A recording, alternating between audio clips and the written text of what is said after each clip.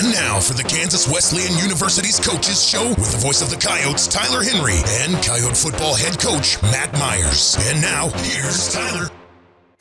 Hello, everyone, and welcome in for another installment of the Kansas Wesleyan Coaches Show, presented by Billings Group. It's so good to be with you here once again. We're joined, as always, at the top of the hour by head coach Matt Myers. Coach Myers, first and foremost, thank you for coming on the show today. Yeah, I appreciate you. So now that you've had kind of the weekend to go back and kind of look through the tape, I did want to take you back just for a moment to Saturday. You know, what were kind of your overall thoughts on a tough loss at the hands of Southwestern? Yeah, I mean, there's a couple drives there, a couple scenarios we got into, and we just had some mistakes made. Obviously, the bad snap on the punt put us down 2 scores. Defense came out and responded well. We held them to had to miss a field goal, and then came out in the second half and shut them out twice, back-to-back drives. And unfortunately, we fumbled the ball back to them. So we lost the turnover battle 3-0. Couldn't catch a kickoff. Unfortunately, they got it and scored right after. So, I mean, if you start looking at it, I mean, we weren't very efficient in the pass game. So we ran the ball reasonably well. It was difficult to keep drives together, especially early in the first half. I mean, there was just too many penalties early. So once you start taking away drives with the turnovers, you give them the ball back after they score. Defense has got to go back out. The defense starts getting a little tired just from having to play back-to-back drives, which negatively affect our tackling. But overall, the effort was good. We missed some open wide receivers in the pass game, but there was just about 6 minutes there where it all unraveled very quickly for us, unfortunately, and they capitalized on it and scored points and beat us. It's a game that stayed pretty close up until that third quarter, 17-7 at halftime. Were there any positives that you felt you were able to take away from that first half at all? Yeah, I mean, backs against the wall, defense bowed up and kept it out of the end zone there. That was good to see. We had a penalty, right before half, but still, didn't give up any points. That's good. Those were some positives going at halftime. We're only down 2 scores. We had a bad snap on a punt. And then, the third quarter hit, and it was, middle of the way through the third quarter, there's just about 6 minutes there where, between us turning the ball over, we punted the ball off the side of our foot and went for about 10 yards. Gave them field position again on that. Losing the field position battle, losing the turnover battle, we had 10 penalties for 70 yards, I think. So, once those things start factoring in over the course of the game, you get the crooked number, and then we got beat a couple times late there, defense on the back end. So, but we did get a little bit of pressure on the quarterback early. They didn't really have a lot of third and longs. They played it pretty conservative against us, which is fine. They took their check downs and took what we were giving them, which is what we expected. We just want them to make sure they earned it, and then you take off the field positions and the turnovers, it's a different ball game. I think the nice thing about the schedule, every single week you get a chance for a fresh start. Overall, maybe it's not a simple answer, but what are the biggest improvements you feel like you have to see out of your team as we go from week 3 to week 4? We need to make sure that we put the emphasis on running the ball and making sure that we are we have to be efficient in the pass game, and we were 3 for 9 at halftime. With the ball, we did have a drop, but specifically, we need to make sure we're checking the ball down and completing passes and gaining yards. We can't be taking 0 yard gains on plays. That's just not going to put you in a position where you're going to be successful over the long term. So, those 2 things, we need to make sure that we are tackling properly on defense. We tackled well early. It wasn't, I didn't really see anything that was, overly concerning. They had one long run where we missed the tackle. He was going down. He kind of whipped out of it, made a good play, and gained some yards. We had some good effort on the back end of that and got him tripped up before he got to the goal line, held him to a field goal. So, just those things we got to clean up and make sure that we aren't giving the other team extra chances, by turning the ball over and penalties and, all that stuff. We came back out and snapped the ball fine on punt. Unfortunately, we shanked one. Wiltsey rarely ever does that, if ever. I think that's the first time I've ever seen him do it. So, we cleaned some of those things up. You have a much different feeling about the game. I mean, it was, those 6, you take the 6 minutes away, you don't feel as embarrassed, going to the locker room. Like just that little brief time period, like it was just bad football, and I take ownership on that. That's on me. One of the scary sights from Saturday, Byron McNair had to be taken out of the game after that tough sack back by the goal line. We saw him with ice on the shoulder. I know that he was not able to continue in that game. Not asking about the nature of the injury or anything like that, but anything you can share with us about his possible status this week? Yeah, I mean, he lifted on Sunday morning. It was an AC joint. It didn't come out of place or anything. He got an X-ray on it today, so we'll see what that looks like, and see where he's at. When we get into practice this week, and see how he's feeling with it. Miles Elam had a monster game. I mean, again, even in a performance like that, 19 tackles, 13 of them solo. Did you feel like you kind of saw him come out and take another step at the linebacker spot this week? Yeah, I mean, he played a really good game. He tackled well. He's one of our better tacklers. And yeah, that was good to see. Like, that's kind of what we needed. He's a redshirt freshman, so he's getting big playing time, and he made the most of it there. Colby Kleiman had a big day on the back end too. Had a pass breakup and had a bunch of tackles coming down and playing in the box. So it was good seeing those guys be productive.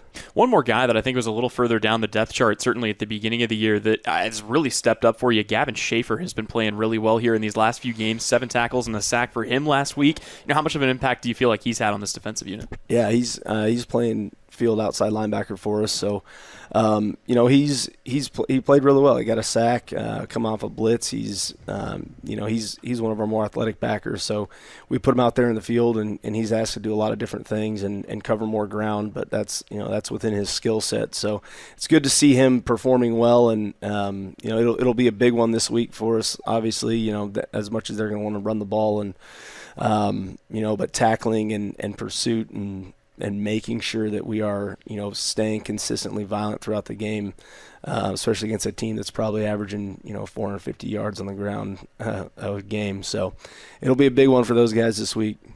Special teams has been one of those things that's been kind of volatile. I know how important that is to you when you look at, the overall performance of the team. You've had a few huge returns, including one that set a touchdown up last week, but, a couple of lapses here and there as well. Overall, I mean, where would you like to see the special teams kind of tighten up, and are you happy with the explosiveness you've seen specifically on return? Yeah, our kickoff return had a bunch of really good returns. There was a little bit of miscommunication on one of the kicks, that we didn't get caught, unfortunately, but overall, I think the effort's been really, really good on all those units. Kickoff return, punt's been fine.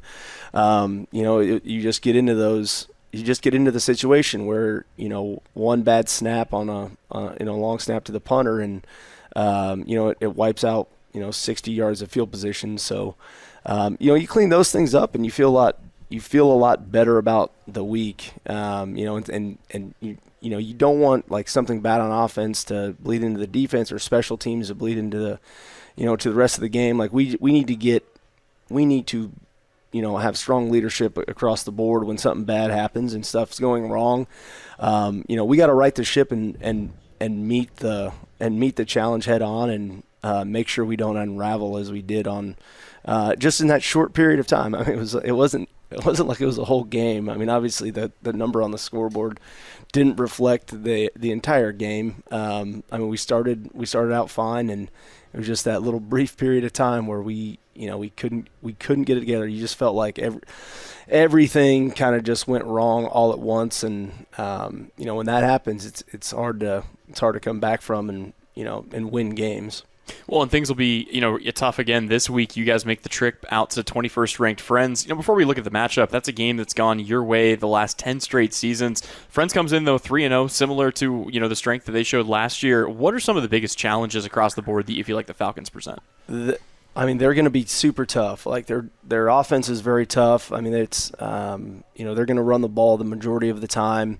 They'll all 11 guys on the field need to be tackled essentially each snap. So that in itself is it's going to make us force us to be assignment sound for as many snaps as they get off. I mean, the game could be quick based on how much each team is going to be able to run the ball, but they'll still take shots, which means on the back end you're your eyes and your feet. You got to make sure that you're not giving up anything deep. And I've had a lot of success against these offenses in the past, which like we feel confident with our guys and the scheme we'll have going into it. And then it's just executing it, like making sure that we have the right guys in at the right times and making sure we're staying fresh and you're minimum 2 deep going into these games, because it's going to be it'll be brutal. Just overall, like the physicality of this game, and it always is. I mean, you're going to be taking cut blocks on the backside of most of these plays, and so we need to make sure we're matching that intensity and the violence that I know that they will play with, and making sure that I'm not going to say hold them to no yards rushing, but making sure that we are pursuing the ball and not giving up any big plays that 5-yard gains that turn into 50 and really breaks the backs of those drives that you want to get out of. So. Well, Coach Myers, thank you again so much for your time. Best of luck to your Coyotes this week. Yep, I appreciate you. Once again, that was head coach Matt Myers on our KWU Coaches Show presented by Billings Group. We'll step away, but when we return, we'll hear from linebacker Miles Elam. That conversation is next here on KINA. Now back to the Kansas Wesleyan University's Coaches Show with Tyler Henry. Welcome back here on the KWU Coaches Show, presented by Billings Group. And we're joined now by freshman linebacker Miles Elam. Miles, first and foremost, welcome to the show. Thank you for having me.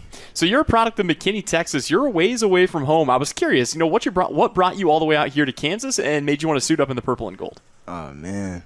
The family factor about the whole program, a little under-recruited, so it was just grateful to have people who wanted me, so I want to be around the people who want me. So. Well, and how important is that, especially, as coming out of high school, you look at the guys that are giving you offers. I mean, how critical is it to have a team and coaching staff that buys into your talent and believes in what you can bring to the table?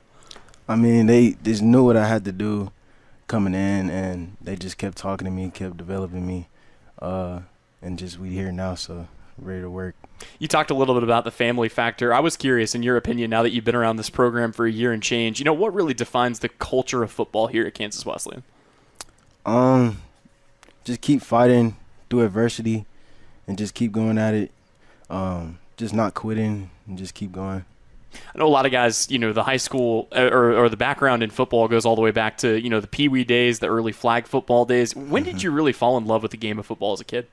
I was in flag, and I was a running back. I play defense now, but I was a running back then, and then I was running a couple touchdowns, and my mom was running up down the sideline, so I just fell in love with that. That's amazing. Seeing her happy, so it made me happy too. So. And were you a two-way? I'm assuming you were a two-way athlete back in high school, running back there as well? No, not in high school. I played linebacker just in high school. Fair enough. I was curious, and obviously it's a huge step up for anybody to take, but, what has been kind of the biggest things that have stuck out to you in the transition from playing high school football to college football here in the NAIA? Just learning the material and learning the plays. It's kind of, I won't say the same thing, but physicality-wise, just got to go in different week, 1-0, keep a different mindset each team. When you look back, you think about what football takes from you as an athlete. Obviously, it's something you really have to commit to. A lot of time, a lot of man hours go into this. What's made you want to continue dedicating so much of your life to this game? Really, I just can't see myself doing anything else. So just the love for it, just the passion for it, just what it's done for me on and off the field. So it's amazing. Well, and were there any players, whether they were people that you knew personally or guys that maybe played in college or the NFL that, you really admired watching growing up? When I was younger, I got a great opportunity to play on 2 NFL players' teams, Jamal Adams and Aqib Talib. So as I was growing up, I got to play on their teams, and they were real role models to me. What's Aqib Talib like? I know he's a kind of a local product from around this area. Man, he's a nice dude. He's how you see him on the TV is how he is in person. So it was fun playing with his team.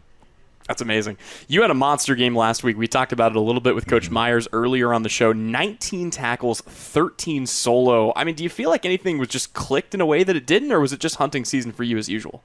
It was definitely hunting season. Obviously, would have been better if we came out with the win, but it was definitely hunting season. Overall, I mean, did you feel like you just saw more plays that kind of came your way? Was there a different speed to it, or again, just business as usual? I just felt the feel for it. Going in, I just knew what I had to do. I had to turn it up a notch from the past 2 games. So just being better, being the better self of me. So This is a linebacking core that's pretty deep here for Kansas Wesleyan. 8 to 10 guys that can slot in at 4 positions. I know you spend a good amount of time on the field, but how nice is it to know that you can come out, catch your breath for a second, and it's not going to cost necessarily. You trust those other guys to have your back. Shout out to all them boys. I love them to death. During practices, we know what we all can do. So when they get in, I'm not nervous about what they're gonna do, and when I get in, they're not nervous what I'm gonna do. So we are prepared. You look at a linebacking core that's got a lot of veteran guys on it too. Who are some guys that you feel like you've been able to kind of learn and maybe pick some things up from as you've kind of continued to develop?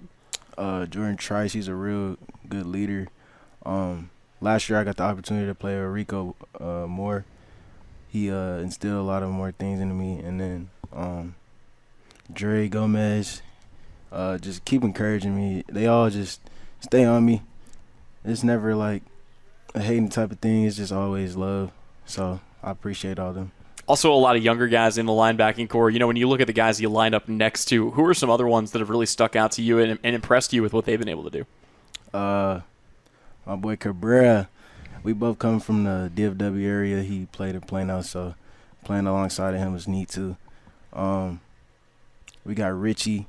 Richie, a good guy. That's one of my favorite vets, so I love that guy. You also kind of alluded to it a minute ago, and I forgot to ask you about this earlier, but, high school football in Texas is just different. What was that experience like for you playing under the Friday night lights? Just a little bit brighter down in Texas? A little bit brighter. I played in the big stadium, so the lights was a little bit brighter.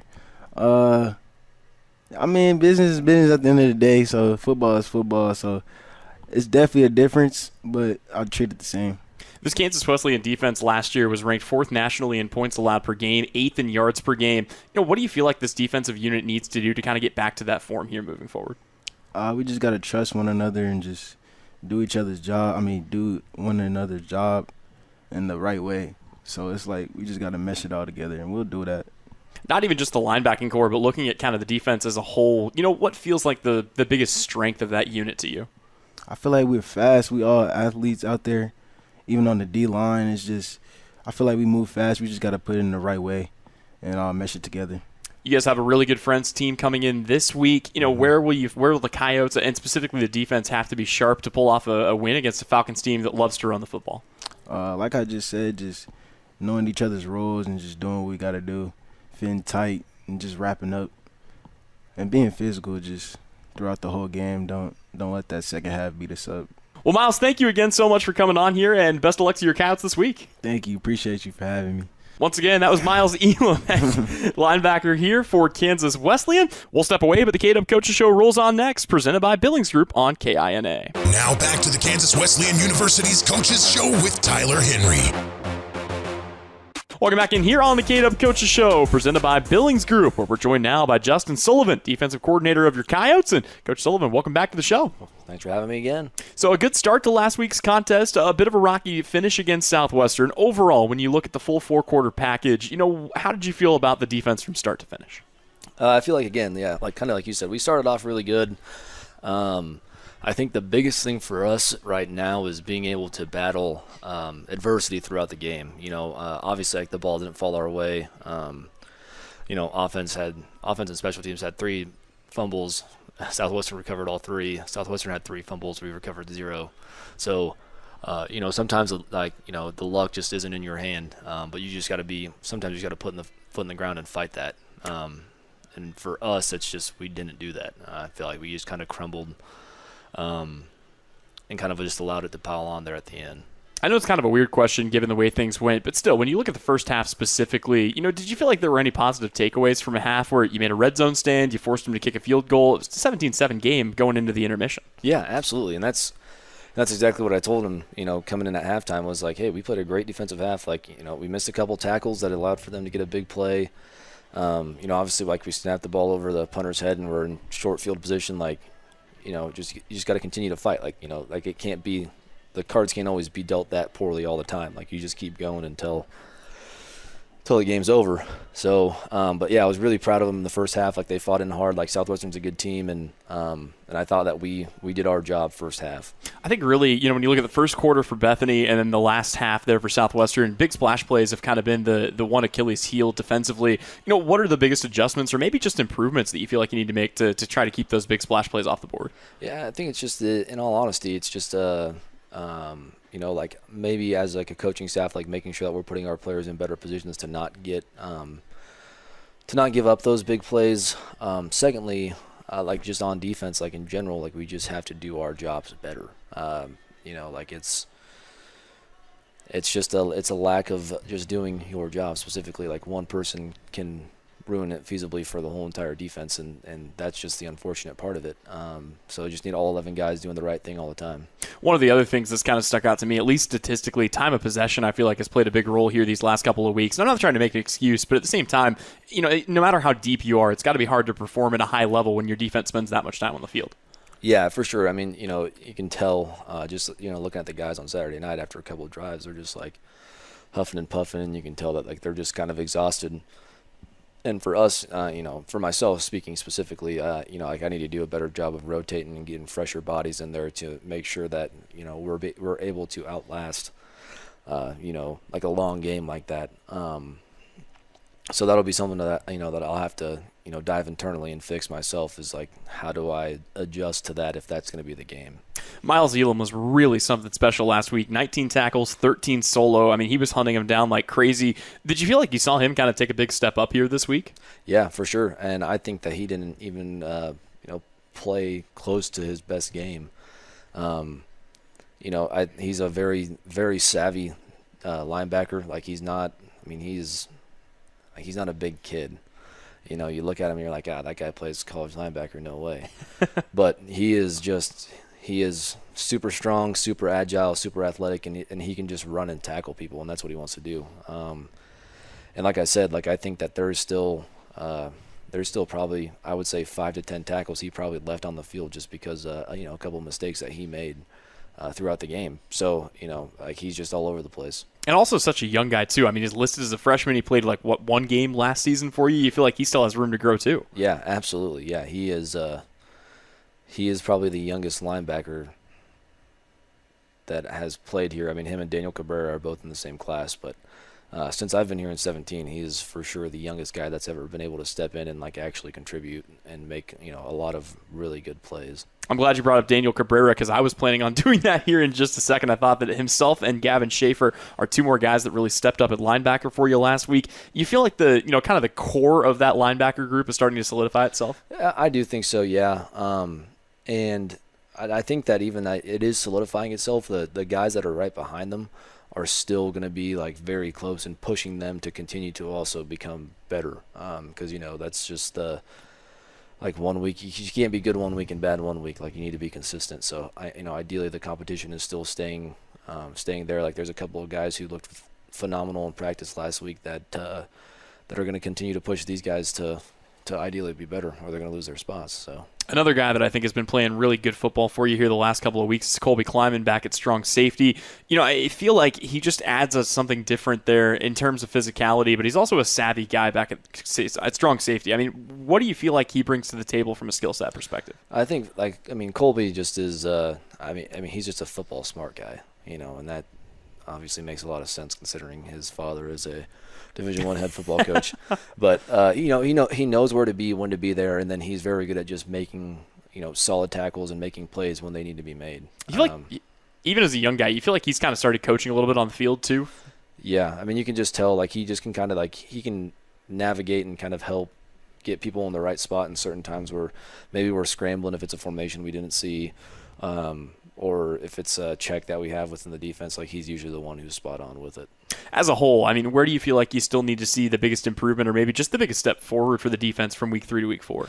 I'd say for us it's going to be just mentally. Both in the terms of being physical and retaliating to adversity, and then also just being able to make sure that we know what we're doing all the time and every play that we have on defense, against anybody we play. This week's a huge week for us, going up against Friends in the triple option.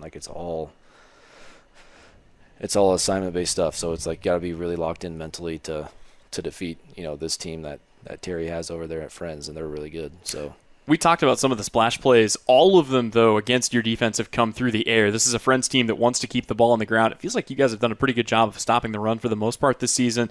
I know they do like to take their shots, but do you almost feel like schematically this is a good fit, even with how good Friends is for your defense? Yeah, I think that we'll go toe-to-toe with them every year that, that we exist and they exist. Like, I think that what we do is really good, and I think we'll always have guys that can run and tackle and be physical.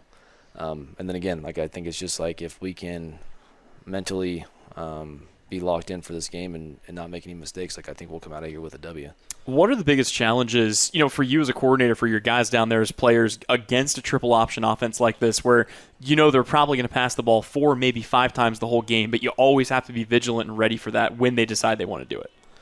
Yeah, so it's it's a tough thing to do. You just have to make sure that you're getting their eyes where they need to be.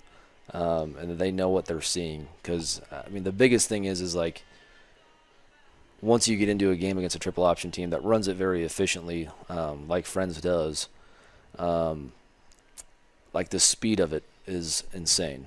Like the first snap that you're going to go out there and take, you're going to be like, holy cow, like that is the fastest run play I've ever witnessed in my life. So making sure that they're getting through that adjustment, and then after that they have to continue to withstand anything that happens, like, because I guarantee like Friends is going to have a couple of big plays on the ground, like they're going to hit a couple of probably 10 to 15 yard runs. For us, it'll just make sure that we avoid anything that's like 20 plus in the run game. They've hit a lot of really big gains this year. Their quarterback is a very, very good player. And then for us, again, it's just like you guys got to read your keys, know what you're doing, and if you can do that and you do it well, you'll be all right. Well, last thing for you here, Coach, and I know you've kind of touched on some of the points here, but overall, what would you say are the biggest keys for the Coyotes here against Friends on Saturday to take down a really good top-ranked team on the road? Yeah, for sure. The number one thing is to not give up any big plays. Like, obviously I'll say that every week. It's just a big thing, like, especially against an offense like this that, they can, but they're not typically used to trying to score multiple possessions in a row on big plays. So, like, if we go out there, get a couple of stops, our offense gets a lead. Like, now they have to readjust their offense to go score a lot, and that's good for us. And then secondly, like, we just got to get the ball back to our offense. Like I said, like, we had 3 fumbles this week, and we didn't get a single one of them back. Like, that's an issue. Like, we need to make sure that we're getting the ball back to our offense. And, triple option provides a very good way of getting the ball back. Like, the ball will be on the ground at some point during the game. We just got to make sure we get on it. Well, Coach Sullivan, thank you again so much for your time. Best of luck to your Coyotes this week. All right. Thanks, Tyler. Once again, that was defensive coordinator Justin Sullivan here on the Coaches Show. We'll step away, but when we return, the KWU Coaches Show presented by Billings Group rolls on. You're listening right here on KINA. Now back to the Kansas Wesleyan University's Coaches Show with Tyler Henry. Welcome back in here on the KWU Coaches Show, presented by Billings Group, where we are joined now by Vance Walker, running back for your Coyote Developmental Football Program. And Vance, first and foremost, thank you so much for taking some time and stopping by the show today. Yes, sir. Thank you for having me. So you come to the Coyotes all the way from Louisville, Texas. I was curious, what made you want to come all the way this far from home and suit out in the purple and gold? Really, I just like the environment, being here on a visit and stuff like that. I like the coaches, and I I seen an opportunity to be able to play here, real early. So, yeah. And we've heard from a lot of guys that, the way they were treated by the coaching staff was kind of a big factor in that decision. As someone who I'm sure got recruited from other places as well, what was kind of the feeling from the staff? They're welcoming. It's like a family here, honestly. The coaches are pretty funny. I like that. And they like to bring the energy and stuff like that. So, yeah. When you take a look at, the culture of football here at Kansas Wesleyan, now that you've been around it for a little bit, early impression, what would you say defines KW's football culture here? Man, we're a brotherhood, I will say that. We try to hold everybody accountable, try to keep everybody in line and stuff like that, have the same goals and stuff like that. And honestly, we all just want to win, and we want the best for each and every one, I'm going to take you pretty far back here, probably. I know a lot of guys start, flag football, pee-wee football. Do you remember when you really fell in love with the game of football? Man, I fell in love from the very beginning. When I was younger, my mom gave me a football and stuff like that, and I would always fall asleep with it. So, I just love the game from 5 all the way up to, right now. So, I've loved the game for a very long time. That's incredible. And were there any guys that, maybe that you knew personally or maybe that you just watched on TV playing college or pro ball that, really kind of were influences for you in a way? Saquon Barkley. I mean, I've been told that I have big legs and big calves and stuff like that, and I have, the Saquon legs. So I looked up to him. He's very shifty, and I try to play my game off him. You mind telling us what you squat? I squat 460. Ooh, okay. All right. As far as, I was curious too, how do you feel about Saquon being an Eagle now? Man, he did great his first game. I was actually very happy to see him with a decent O-line and stuff like that. So 3 touchdowns, yeah. And it kind of went the other way for DeAndre Swift. You made the transition out. So yeah, it's been a weird year. Overall, I was kind of curious. What has the transition been like for you from high school football to college football as you've kind of made that jump up? Mainly school-wise. It's very different in the school environment. It's, I would say, simpler, but at the same time, it's not that simple. You still got to keep yourself in line with homework and stuff like that and keeping, on track with studying. But, football-wise, I feel like it's definitely gotten a lot faster, and you have to really pay attention to the plays. We have a lot of plays and stuff like that. But outside of that, it's okay. I like it here. How do you feel about, again, we hear a lot about, the emphasis that's put on the student part of the student-athlete experience here at Kansas Wesleyan. You feel like, you've gotten some good support there with your business management major? Yeah. I just love being at school. The classes are pretty fun. I have decent classes, and they keep me engaged and stuff like that. And it's not just a bore, falling asleep and stuff like that. I'm always awake and stuff. So, yeah. Developmental programs are something that's kind of unique to the NAIA. I was curious to get your thoughts on just kind of the whole infrastructure of it. How big is it to you to have a team that you can get game day reps, get real in-game experience for while continuing to kind of hone your skills and try to make the push to the next level? I really like that, honestly. Like you said, the development of games, they get us ready for the bigger, badder games, and, being able, just getting here and stuff like that, and, being able to just play and get to learn the plays more and stuff like that, and understand just, like the format of the plays and stuff like that. And I think that was actually the very next thing I was going to ask you. Maybe you already kind of covered it, but, obviously the goal for any developmental player, I'm sure, is to get to playing on Saturday. Obviously a lot of guys between there, but at the same time, how nice is it to know you're running the same offenses, you're running the same sets, so that when your number's called, you're ready? It feels great, honestly. I plan to be able to, play Saturdays really soon, so, being able to run those plays against, a younger offense and defense and stuff like that, same age as me, coming in, new and stuff like that, it's really good and it's really helpful. What has the level of competition been like, in your opinion, when you look at the guys that you play on your schedule? Obviously, a tough game with Coffeyville, but, even against some of the other dev programs from around the KCAC. It's been pretty good. I will say it's definitely more difficult than high school and stuff like that. So far, a little bit more difficult than high school because, from coming from Texas and stuff like that, 6A. So, it's pretty good, honestly. I like it. 6A Texas, I was also curious. I mean, I know everything's bigger in Texas. I know the high school football culture is just different down there. But, what was it like playing in some of those massive high school football stadiums down there in Texas? We played Allen at, I think it was an Arlington school at the University of SMU. And it was beautiful, honestly. I liked the experience. The locker room was huge and stuff like that. It was definitely great. That's incredible. Yeah. Do you feel like you've been able to kind of learn or maybe pick up some things from guys ahead of you like Luke Armstrong and Zarek Fuel who have, you get a chance to play with and against every day in practice? Yes, sir. Luke definitely taught me some stuff. I look at him and, he likes to spin move a lot, so I try to take that, from him and stuff like that. And also, D. Haven, that's my unk, I really love him, man. He's funny, Marquise, June, all those guys, love him, and they're just great to be around. Well, and it's such a big running back room. Again, I mean, I feel like there's not even that much drop-off. You get down to, like, the RB4 at this point, and Junior Akintunde is still out there making guys miss. I mean, is it fun to know that you've got that much talent around you at the same position, too? Yeah, and being able to learn from all that stuff, I'm just, being a sponge, just soaking it in as much as I can. Absolutely. I was curious, too. I know there's a difference in treatment across the board with, how developmental programs are kind of handled from school to school. Kansas Wesleyan has really put a heavy emphasis on, trying to make sure everything from game day experience to practices is the way that it needs to be for the dev program. Have you kind of felt that emphasis and the importance that the university's placed on it? Yes, sir. We pretty much do everything that the older guys do, so it keeps it very simple and stuff like that. And, yeah, for the most part, I like it. What have been kind of just your thoughts on these first 3 developmental games as a package deal if you take it all together? Definitely something new. Still, I wouldn't say I'm getting used to it, but, over and over again, just running these plays and stuff like that back-to-back and stuff like that, it's definitely getting me better and stuff. And being able to play in a game setting against, like I said, people my age and stuff like that, it definitely helps. You've got another game coming up here against the University of Friends on Monday. That'll kick off at 7 o'clock. What are you kind of hoping to improve the most in your own game as we head into these final 4 games of the developmental schedule? I definitely need more yards, stuff like more yards. I need bigger plays, bigger home run plays and stuff like that. And I'm going to try to get that for the people out there and, give them something fun to watch. Last thing for you here, and I was just curious to get your thoughts on this, but you look at this developmental roster, it is large. There are a lot of guys competing for all these spots.